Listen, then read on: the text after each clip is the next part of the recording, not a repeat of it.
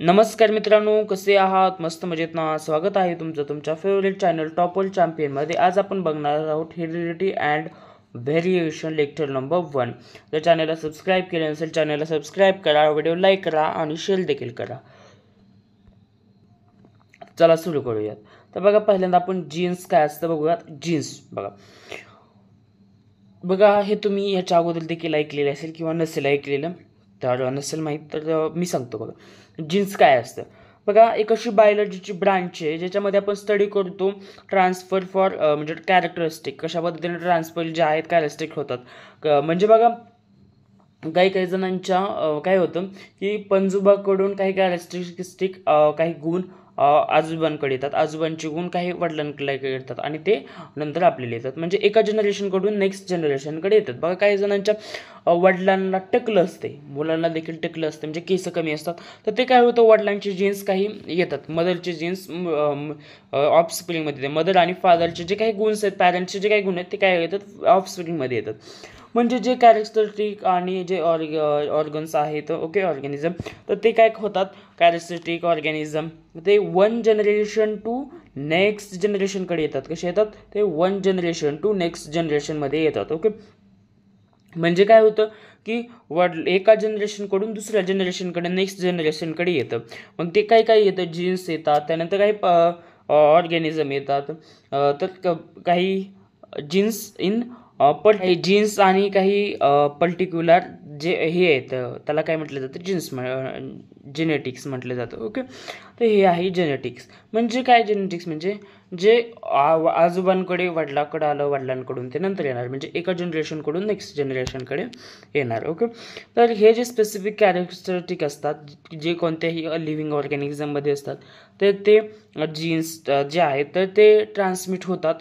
कोणाकडून होतात, तर ते पॅरेंट्सकडून ऑफस्प्रिंगपर्यंत होतात. म्हणजे पालकांकडून त्यांच्या अपत्यापर्यंत ते येतात. ओके, तर हे एक आहे इम्पॉर्टंट. ओके, तर हे तुम्हाला समजलेलं असेल. बेसिक वाईज आपण आणि चाललेलो आहोत आणि डीपमध्ये चाललेलो आहोत. त्यानंतर इनहेरिटन्स म्हणजे काय बघा, मी सांगतो इनहेरिटन्स म्हणजे काय. बघा, इनहेरिटन्स म्हणजे तुम्ही कधी इमेजिन केलं का असं, की काही जणांचा रंग काळाच का, काही जणांचा कलर गोराच का, हेअर कलर, त्यानंतर त्यांचं स्ट्रक्चर, आईचं स्ट्रक्चर, नोजचं स्ट्रक्चर, त्यानंतर बॉडीचं स्ट्रक्चर. एखादा माणूस जो आहे तो लंबू आहे, एखादा आहे बुटका आहे, त्यानंतर एखादा स्किन कलर कसा आहे, काळा आहे, गोरा आहे, सावळा आहे, तर शेप त्याचा लहान आहे, छोटा आहे, हाईट कशी आहे, लंबू आहे का लहान आहे, हे कशावर डिपेंड असतं, तर ते त्यांच्या पॅरेंट्सवर डिपेंड असतं. बरोबर, तर ह्यालाच काय म्हटलं जातं, इनहेरिटन्स. तर बघा, हे इनहेरिटन्स म्हणजे काय, जे ट्रान्समिट जे आहे ते व्हेरिएशन्स आणि जे जीन्स आहेत, ओके, ते जे जेनेटिक्स आहे तर ते नेक्स्ट हे होतात. ओके, ते जे हे आहेत म्हणजे जे व्हॅरिएशन्स आहे, जे जीन्स आहेत, ओके, ते काय होतात 1 जनरेशन टू नेक्स्ट जनरेशनकडे येतात. त्यालाच काय म्हटलं जातं, इनहेरिटन्स. केसाचं स्ट्रक्चर वगैरे, जसं की मी म्हटलं की काही जणांच्या वडिलांना टकलं असतं, ते नंतर मुलांना येतं, ते अशा पद्धतीने हे होतं. काही जणांच्या वडिलांची हाईट बारीक आहे तर मुलाची देखील तशाच पद्धती असते. काही जणांचे वडीलच लंबू आहेत, मदर लंबू आहेत, ते मुलांमध्ये काही कॅरेक्टरिस्टिक येतात. ते कसे येतात, काय येतात, कशामुळे येतात, काय गरज आहे, हे आपण पुढे बघणार आहोत. ओके, तर बघा, जे म्हणजे हे तर इकडे तुम्हाला कशा पद्धतीने येतं ते. त्यानंतर जे ऑफस्प्रिंग जे प्रोड्यूस होणार आहे, ओके, तर ते ऑफस्प्रिंग जे प्रोड्यूस होणारे थ्रू सेक्शुअल प्रोडक्शनमध्ये, तर त्याच्यामध्ये काही मोर जे व्हॅरिएशन्स आहेत तर ते प्रोडक्शनच्या दरम्यान जे सेक्शुअल प्रोडक्शन जे आहे त्याच्या दोघांच्या कम्पॅरिझनमुळं ते काय होतं की काही मदरचे गुण येतात त्याच्यामध्ये, काही फादरचे गुण येतात, कारण दोघांमध्ये ते हे होते ना सेक्शुअल प्रोडक्शन. तर त्याच्यामुळं मदरचे काही गुण येतात, काही फादरचे गुण येतात, तर ते अशा पद्धतीनं काही येतात. ओके, तर काही बघू शकता, काही तुम्ही मदरचे काही गुण्स येतात मुला जे ऑफस्प्रिंगमध्ये, त्यानंतर काही फादरचे येतात. ओके, मदरचे काही गुण येतात, त्यानंतर फादरचे काही गुण येतात आणि ऑफस्प्रिंगमध्ये ते हे येतात. ओके, तर ते आपण नंतर बघूया, हे बघणार आहोत. ओके, तर आता हेरिडिटी म्हणजे काय बघा. आपण आता हेरिडिटी आणि इव्हॉल्युशनच्या हेरिडिटी आणि व्हॅरिएशन चॅप्टर होणार आहे. ओके, बघणार आहोत हेरिडिटी आणि व्हॅरिएशन. ॲक्च्युली तो 12वीला चॅप्टर आहे. ओके, सो मी ते आत्ताच म्हणजे शिकवलेला आहे. सो तो हेरिडिटी आणि इव्हॉल्युशन. सो तर तुम्हाला हेरिडिटी आणि व्हॅरिएशन आहे. बघा हा चॅप्टर तुम्हाला इम्पॉर्टंट आहे. म्हणजे मी आता 12वीला शिकून आलेलो आहे हा चॅप्टर, तर हा चॅप्टर तुम्हाला 9वीला इम्पॉर्टंट आहे, 10वीला देखील आहे हा चॅप्टर, क्लास 11ला देखील आहे आणि क्लास 12ला देखील आहे हा चॅप्टर. त्यामुळे बघा नीट, कारण मला माहिती आहे, कारण मी 9 to 12पर्यंत शिकवतो, त्यामुळे मला माहिती कोणतं टॉपिक्स कुठे आहेत, कशा पद्धतीने, ते सर्व मला माहिती आहे. त्यामुळे नीट लक्ष द्या. हेरिडिटी काय आहे? हेरिडिटी बघा, जे ट्रान्सफर होतात, transfer of characteristic from parents to offspring is called heredity. बघा, जे कॅरेक्टरिस्टिक असतात, जे कॅरेक्टर्स असतात, जे ट्रान्सफर होतात कॅरेक्टर, ओके, जसं की काही जणांच्या म्हणजे काही जणांचे वडील बुटके आहेत किंवा मदर बुटके आहे, तर ती काय होतं, पॅरेंट्सचे जे काही कॅरेक्टरिस्टिक आहे ते कशामुळे बुटके आहे, तर ते ऑफस्प्रिंगमध्ये येतात. त्याला काय म्हटलं जातं? हेरिडिटी म्हटलं जातं, हेरिडिटी. ओके, अनुवंशिता, मराठीमध्ये अनुवंशिता काय सर म्हटलं जातं. ओके, तर ते काय होतात, जे कॅरेक्टर ट्रान्सफर कॅरेक्टर होतात, म्हणजे पॅरेंट करून नेक्स्ट जनरेशनला येतात. Okay, one generation to another generation असं म्हणू शकतो आपण. तर ते जे आहे तर ते येतात ऑफस्प्रिंगमध्ये. ओके, ह्याला काय म्हटलं जातं? हेरिडिटी म्हटलं जातं.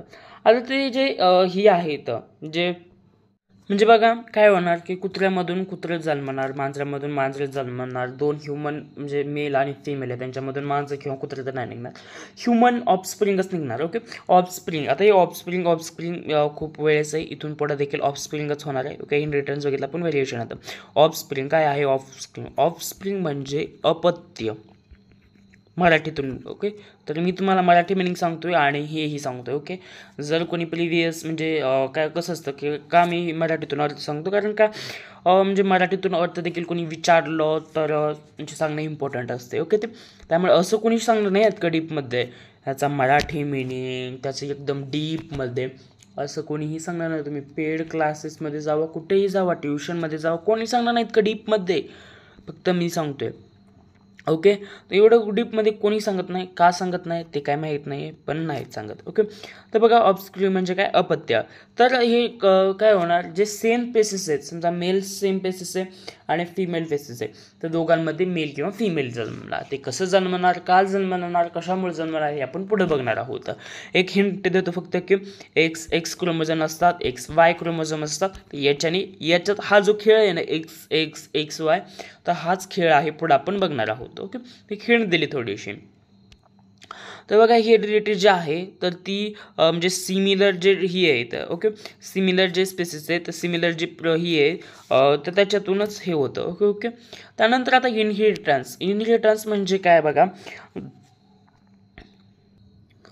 तर आपण हेरिडिटी बघितली. त्यानंतर ह्यांचे हे काय असते, तर इनहेरिटन्स म्हणजे अनुवंशिकतेचे गुणधर्म कशा पद्धतीत असतात ते बघूयात आपण. ओके, तर बघा हे जे the characteristic and variation seen in the organism are due to inheritance characteristic. तर बघा जे कॅरेक्टर्स असतात आणि कॅरेक्टर्स किंवा व्हेरिएशन जे आपल्याला पाहायला मिळतात ऑर्गॅनिझममध्ये. ओके, कॅरेक्टरिस्टिक आणि हे इनहेरिटन्स, तर ते कशावर असतात, कोणावर डिपेंड असतात. तर बघा हे जे कॅरेक्टरिस्टिक आणि हे जे इनहेरिटन्स आणि कॅरेक्टरिस्टिक असतात, तर ते बेस्ड असतात जे पॅरेंट्सचे जे क्रोमोझोम आहेत, क्रोमोझोम सेल जे आहेत, पॅरेंटचे जे क्रोमोझोम सेल आहे. ओके, तर त्याच्यावरती काय असतं, डिपेंड असतं. The DNA molecules present in the chromosome. तर DNA मॉलिक्युल्स जो आहे तर तो प्रेझेंट कुठं असतो, तर मॉलिक्यूल ह्याच्यामध्ये क्रोमोझोममध्ये. तर बघा एक थोडीशी ब्रीफ देतो. बघा हे आपण पुढे डीपमध्ये बघणार आहोत. बघा हे आहे क्रोमोझोम. ओके, तर क्रोमोझोममध्ये बघा DNA कुठे, तर हा DNA आहे. ओके, DNA तुम्ही पाहिला असेल याच्या अगोदर, अशा टाईपने काहीतरी असतो, अशा टाईपने असतो. त्यानंतर याच्यामध्ये असे हे असतात, तर ते आपण आता डीपमध्ये बघणार आहोत. ओके, डीपमध्ये ॲक्च्युली 11वी 12वीला खूप डीपमध्ये आहे, पण आपण आता फक्त याची ब्रीफ बघणार आहोत. मिसेस प्रत्येक भाषेच्या लेक्चरमध्ये सांगतो, 9th हा 12thचा बेस आहे. ओके, 9th हा क्लास 10चा बेस आहे, त्यामुळे नीट लक्ष द्या. ओके, तर बघा हे जे कॅरेक्टरिस्टिक आहे, हां, तर हा DNA मॉलिक्युल्स कुठं प्रेझेंट असतो, तर तो क्रोमोझोममध्ये असतो प्रेझेंट. ओके, आणि हा जो तो सिक्वेन्सेस असतो, तर ते न्यूक्लियस जे आहे तर ते न्यूक्लियसच्या अराउंड असतं. ओके, आणि हा DNA मॉलिक्यूल जो आहे तो बेस्ड ऑन द, तर DNA कुठे प्रेझेंट असतो, तर DNA प्रेझेंट असतो न्यूक्लियसमध्ये. ओके, न्यूक्लियसमध्ये प्रेझेंट असतो DNA मॉलिक्युल्स. ओके, आणि जे पर्टिक्युलर जे ही आहेत पर्टिक्युलर प्रोटीन, ओके, तर ते जे आहे काही हे असतात त्याच्या सिंथेसाइज द सिगमेंट, तर त्याच्यामध्ये काही सिंथेसाइज सिगमेंट असतात DNA मध्ये, त्याला काय म्हटलं जातं, DNA, तर त्याला काय म्हटलं जातं, जीन्स म्हटलं जातं. ओके, आता जीन्स काय असतं हे मी याच्या अगोदर देखील सांगितलेलं आहे. या ठिकाणी बघू शकता जीन्स काय असतं, की एक बायोलॉजिकल प्रोसेस आहे जी एका जनरेशनकडून दुसऱ्या जनरेशनकडे काही कॅरेक्टरिस्टिक जे गुणधर्म असतात, ओके, कॅरेक्टरिस्टिक जे काही पर्टिक्युलरली असतात, जसं की केसाचे कलर वगैरे, ते हे मी सांगितलं कशा पद्धतीने असतं तेच आहे या ठिकाणी. ओके, हे थोडंसं डीपमध्ये सांगण्याचा ट्राय करतो. ओके, आणि त्यांची जी ग्रोथ आहे, समजा एखादा माणूस खूप हायटेड आहे, ओके, मोठा आहे किंवा लंबू आहे किंवा छोटा आहे, काही जण कसे असतात बुटके असतात, त्यांचे पॅरेंट्स देखील बुटके असतात, काही जणांची हाईट जी जास्त असते, तर जी ग्रोथ आहे, ओके, जी ग्रोथ आहे, तर the growth in the height of the plant depend upon growth hormones. तर ती जी ग्रोथ आहे, ओके, ग्रोथ हाईट जी प्लांटची असते, तर ती डिपेंड कोणावर असते, ते जे ग्रोथ हार्मोन्स असतात. तर ग्रोथ हार्मोन्स काय असतं ते आपण पुढे बघणार आहोत. तर ते जे ग्रोथ हार्मोन्स आहेत त्याच्यावर ते डिपेंड असतं. ओके, तर ग्रोथ हार्मोन म्हणजे काय, हे कसे हार्मोन्स असतात जे की आपण प्रिव्हियस चॅप्टरमध्ये देखील बघितलेले आहेत. असे हार्मोन्स असतात जे बॉडीला ग्रोथ करण्यासाठी मदत करतात, बरोबर, तर त्याला काय म्हटलं जातं, ग्रोथ हार्मोन म्हटलं जातं. ओके, तर ह्यांची जी काही क्वांटिटी आहे तर ती काय करते, ग्रोथ हार्मोन्स ही असते. आणि त्यानंतर हे जे ग्रोथ हार्मोन्स आहेत प्लॅन्टमध्ये जे काही टर्मिनेट असतात, ओके, तर हे जे आहेत खूप हाय प्रमाणात असतात. ओके, तर हे जे त्यानंतर त्यांची जी क्वालिटी आहे तर ती ग्रोथ हार्मोन्स प्रोडक्शन करण्यासाठी असते. ओके, तर ते डिपेंड कशावर असतात, तर ते जी ग्रोथ आहे म्हणजे प्लांट्सची ग्रोथ ते कशावर डिपेंड असते, ग्रोथ हार्मोन्सवर डिपेंड असते. ओके, त्यानंतर याच्यामध्ये काही बघा प्लॅन्टची ग्रोथ जी आहे तर ते डिपेंड असते इफेक्टिवली म्हणजे इफिशियन्सली, तर ते कोणावर असते, ते जे कॉन्टेन्सियर हे असते इनझायलम त्याच्यावर असते. ओके, त्यानंतर तर आपण हे करूयात नेक्स्ट. त्यानंतर क्रोमोझोम काय असतं बघा.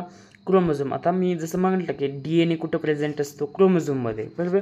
हा DNA म्हणजे काय, तर ते आपण बघूयात. ओके, डिऑक्सी न्यूक्लिक ॲसिड असतं, तर हे आपण हे तर DNA प्रेझेंट असतं. ओके, तर याच्यामध्ये हे DNA मध्ये देखील आणखी खूप सारे ही येतं कशा पद्धतीने हे आपण डीपमध्ये बघूयात. क्रोमोझोम काय असतं ते बघूयात आपण. क्रोमोझोम काय असतं बघा. न्यूक्लियसमध्ये the structure in the nucleus of cell, असं स्ट्रक्चर आहे न्यूक्लियस सेलमध्ये जे कॅरी करतं. काय कॅरी करतं, तर हेरिडिटी, त्यानंतर जे काही कॅरेक्टर्स म्हणजे काय, जे गुणवैशिष्ट्य आहेत पॅरेंट्सकडून जे आपल्याकडे कॅरेक्टर्स येणार आहेत. ओके, तर ते कसे येतात ते आपण बघणार आहोत पुढं, तर नेक्स्ट लेक्चरमध्ये बघणार आहोत. ओके, तर त्याला काय म्हटलं जातं, क्रोमोझोम्स म्हटलं जातं. आणि हे जे क्रोमोझोम्स आहेत तर ते कशामध्ये असतात, made up of nucleic acid आणि प्रोटीनमध्ये असतात. ओके, तर ते न्यूक्लियस ॲसिड मध्ये हे असतात, मेडअप असतात, आणि जे प्रोटीन्स असतात, ओके, तर त्याच्यामध्ये ते प्रेझेंट असतात. आणि जी हे कळलं तुम्हाला की क्रोमोझोम्स कुठं असतात, तर ते मेडअप ऑफ न्यूक्लिक ॲसिडमध्ये प्रेझेंट असतात. न्यूक्लिक ॲसिड कसं असतं तर देखील आपण पुढच्या याच्यामध्ये बघूयात. तर न्यूक्लिक ॲसिडमध्ये आणि याच्यामध्ये प्रोटीन्समध्ये प्रेझेंट असतात. ओके, तर त्यानंतर they have heredity characters located on the them in the form of DNA molecules. Okay, तर जे हेरिटरी जे कॅरेक्टर्स आहेत ते कुठे असतात, कुठे प्रेझेंट असतात, तर DNA मध्ये असतात. DNA म्हणजे काय, तर ते DNA मॉलिक्युल्समध्ये प्रेझेंट असतात. तर बघा DNA कुठे, तर बघा हे आहे DNA. ओके, इथे ते प्रेझेंट असतात, हे DNA आहे. ओके, तर बघा DNA म्हणजे काय, DNAचा लॉंग फॉर्म काय आहे, तर बघा DNA म्हणजे deoxyribonucleic acid. Okay, DNA चा लॉंग फॉर्म आहे. तर त्याच्यामध्ये DNA मॉलिक्युल्समध्ये प्रेझेंटेड असतो. हे जे हेरिडिटरी कॅरेक्टर्स आहेत ते. ओके, अनुवंशिकतेचे ते गुणधर्म असतात तर ते DNA मध्ये प्रेझेंट असतात. आणि the number of chromosomes in specific for every species. तर ते जे प्रत्येक स्पेसिस असतात तर त्या म्हणजे प्रत्येक स्पेसिसमध्ये क्रोमोझोम जे आहे तर ते स्पेसिफाय असतात. प्रत्येक नंबर ऑफ क्रोमोझोम जे आहे प्रत्येक स्पेसिफायमध्ये प्रेझेंट असतात. ओके, प्रत्येक याच्यामध्ये काय असतात प्रेझेंट असतात क्रोमोझोम्स. ओके, तर हे आहे क्रोमोझोमचं स्ट्रक्चर काय अशा पद्धतीनं असतं. ओके, तर हे जे आहे हे आपण स्ट्रक्चर आणि याचे टाईप्स जे आहेत नेक्स्ट लेक्चरमध्ये आपण बघूयात. ओके, तर आता लेक्चर खूप मोठं होईल. ओके, त्यामुळे आपण नेक्स्ट लेक्चरमध्ये याचं स्ट्रक्चर क्रोमोझोमचं स्ट्रक्चर आणि कशा पद्धतीनं असतं हे बघूयात. ओके, तर या ठिकाणी याच्यात मेन इम्पॉर्टंट DNA आणि हे कशा पद्धतीनं असतं ते असतं. ओके, असे एकसारखं स्ट्रक्चर असतं, असं स्ट्रक्चर असतं. अशा पद्धतीनं स्ट्रक्चर असतं काय